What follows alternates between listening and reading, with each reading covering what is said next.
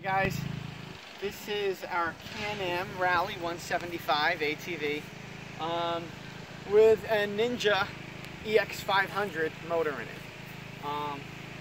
Took a lot of work to put this Ninja motor in there, a lot more than I thought it would.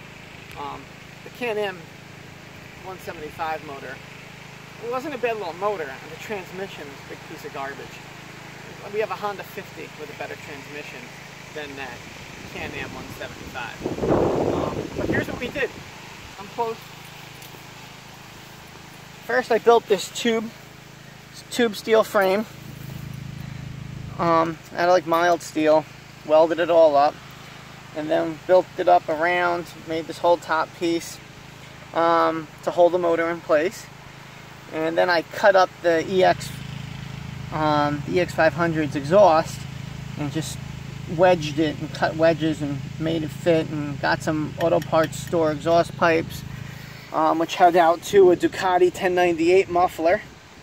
All the electronics were placed in nice little welded on holders for the computers and everything. Welded on the coils up here. The chain gives us a little bit of an issue right now. When you sit on it, it makes it skip a little bit. But as of right now, we got it running good. It's unbelievably powerful, way too powerful for this chassis. The brakes can't handle the speed or the weight. It's almost like you can't stop. I think this thing will do well over 100 miles an hour. It's just that fast. It's just as fast as a Ninja EX500 would be, which probably topped out at about 129, 130 miles an hour. This probably does a little slower. It probably does about 110, I'd imagine. We didn't use the stock sprocket in the front. We used a smaller one just because it was way too tall in the beginning. I'd like to put a bigger rear sprocket, but I don't know. The time we spent on it is it's just a little too much now. So just the fact that it runs is what and rolls is what makes this impressive. Come on to the other side. A couple things we had to do. We had to use the radiator from the Can-Am, but the Ninja has a fan, so we mounted the fan motor from the Ninja right up here. You can see the fan in there. And we used an Acura Integra thermo switch, which went right into the 175. You know, the 175's radiator. We mounted the cluster up here. The temperature works, the speedometer does not work. You know, you'd have to put the speedometer through a front wheel cable, which we didn't do.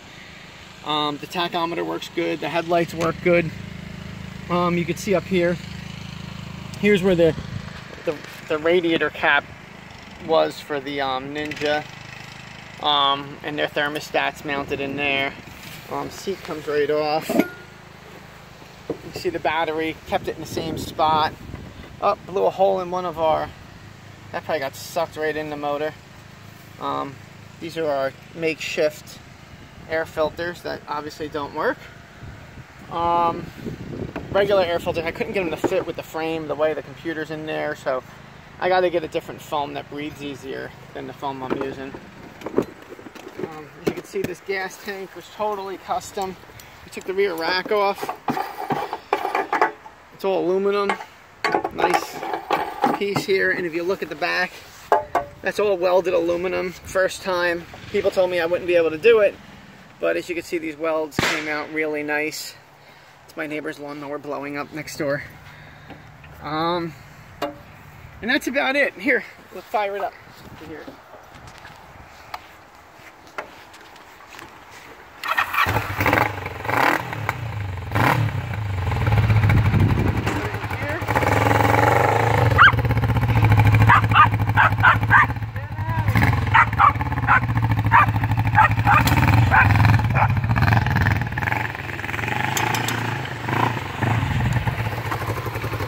It goes pretty fast, but it's pretty hard to stop.